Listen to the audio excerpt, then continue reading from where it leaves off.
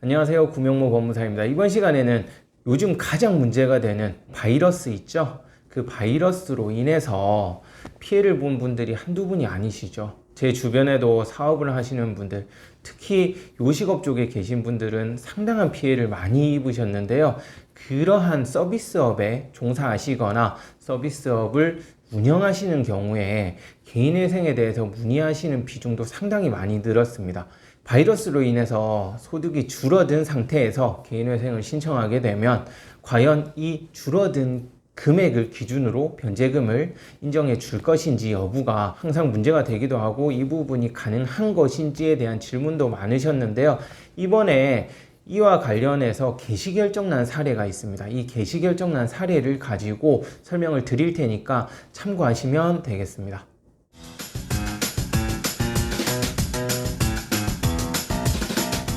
이번에 개시결정이 난 저희 고객은 대구지방법원에 개인회생을 신청한 고객이셨고요. 요식업 쪽에 근무를 하고 계세요. 사업장을 운영하시는 건 아니고 근무를 하고 계신데 급여가 작년 연말쯤 급여가 좀 많이 줄었습니다. 그래서 이 급여가 줄어든 상태에서 개인회생에 대해서 저한테 문의를 하셨거든요. 전화로 문의를 하셨어요. 당연히 대구니까. 그래서 전화로 문의를 하셨는데 과연 줄어든 급여를 기준으로 해서 개인회생이 가능할 것인지가 가장 문제가 됐었습니다. 왜냐하면 개인회생 변제금은 원칙적으로 개인회생을 신청하는 시점을 기준으로 해서 과거 1년간의 수입을 기준으로 해서 변제금을 산정해요. 예를 들어 보자면 2021년을 기준으로 해서 평균 급여가 최근 1년간 200만 원을 받았다. 그러면은 200만 원에서 1인 최저생계비 약 109만 원을 뺀 91만 원이 변제금이 되는 것이 원칙입니다. 그러나 이러한 바이러스로 인해서 급여가 200만 원을 받다가 다음 달부터는 170만 원을 받게 되는 거죠. 이러한 경우 170만 원을 이제부터는 수령할 예정인데 1년 평균을 내자면 여전히 200만 원이죠. 거기다가 내가 만약 1개월치 급여를 170만 원 받았다 하더라도 평균을 내면 결국에는 190만 원 후반대로 평균이 잡히게 되겠죠. 이러한 문제가 발생하기 때문에 과연 170만 원을 기준으로 변제금을 인정해 줄 수 있을 것인가, 이 부분에 대해서 오랜 기간 고객과 상담을 하고 결국에 진행을 하게 됐었는데요. 결과부터 말씀드릴게요. 결과적으로는 줄어든 급여, 한 달 받은 그 급여 금액을 인정을 받고 그 급여 금액을 기준으로 변제금이 결정이 났습니다. 이 부분에 대해서는 제가 그 변제 계획안을 지금 한번 보면서 같이 설명을 드릴게요. 기본적인 변제 계획안에 특별한 건 없습니다. 개시 결정이 조금 늦게 나기는 했어요. 약간 늦게 나기는 했는데 2020년 11월 29일부터 23년 10월 29일까지 36개월간 변제를 하고 급여를 보시면 171만 원이죠. 171만 원을 기준으로 해서 변제 금액은 65만 6천 원이 나왔습니다. 전년도에 개인회생을 신청했기 때문에 월 평균 생계비는 2021년을 기준으로 한 게 아니라 2020년을 기준으로 해서 105만 원 정도 인정이 되었어요. 이 내용을 보면 특별히 다른 사건과는 다를 게 없는데요. 조건부 개시 결정이 났습니다. 그 조건의 내용이 약간 특이하거든요. 그래서 그 내용을 한번 같이 볼게요. 내용을 한번 보겠습니다. 10항 기타 사항 써 있죠.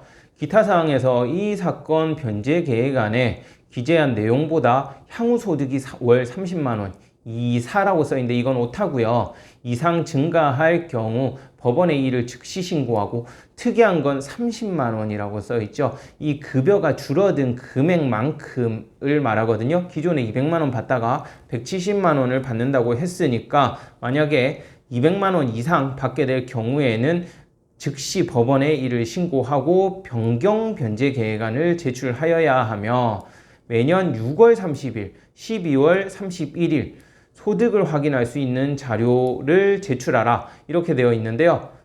여기 보면 정기적으로 신고할 의무가 있다 되어 있는데, 특이한 사항은 여기 월 30만 원이라는 내용하고요, 1년에 2번을 보고하게 되어 있습니다. 통상적으로 조건부 개시결정을 내릴 때에도 이 소득보고 의무는 매년 7월에 한 번만 보고를 하도록 되어 있거든요. 그런데 이번 사건에서는 특이하게도 이렇게 6월 30일, 12월 31일 해서 2번을 보고를 하도록 나왔다는 점, 이 부분이 상당히 특이한 부분이고요. 그 다음에 급여가 30만 원 이상 증가할 경우에는 즉시 신고하고 변제계획안 변경안을 제출을 하라, 이러한 조건이 붙은 상태로 개시결정이 났습니다. 그리고 이 사건 변제계획안에 기재한 직장이나 월 평균 수입이 허위이거나 위 신고 사항을 위반하거나 위 신고한 내용이 허위에 해당하는 경우 이 사건 절차가 폐지되거나 면책이 취소되어도 이의가 없다라는 내용이 있는데, 결론적으로 이 내용을 보면 바이러스로 인해서 급여가 줄어든 부분은 인정해 주겠다. 다만 그 부분에 대해서 사실 확인이 안 된 상태예요. 왜냐하면 저희가 줄어든 급여를 받은 게 거의 없었기 때문에, 신청한 이후부터 줄어든 급여를 받기 시작했기 때문에 법원 입장에서도 의심스러운 것도 사실이죠. 그래서 그러한 부분을 감안해서 이렇게 조건을 달아서 개시결정을 내리게 되었습니다. 그래서 결론적으로 말씀드릴 부분은, 무조건 바이러스로 인해서 내가 급여가 줄었거나 사업장의 매출이 줄었다고 해서 무조건 줄어든 급여나 사업장 매출이 인정되는 건 절대 아니에요. 이렇게 예외적으로 인정되는 경우도 있다는 점 알고 계시면 될 것 같고요. 만약에 이러한 비슷한 사례가 있다 하면 상담을 할 때 이 부분에 대해서 적극적으로 설명을 함으로써 이렇게 줄어든 급여를 기준으로 개인회생을 신청해보는 것을 고려해볼 만하다고 생각합니다. 네, 끝까지 시청해 주셔서 감사하고요. 구독, 신청, 좋아요 꼭 부탁드리겠습니다. 감사합니다.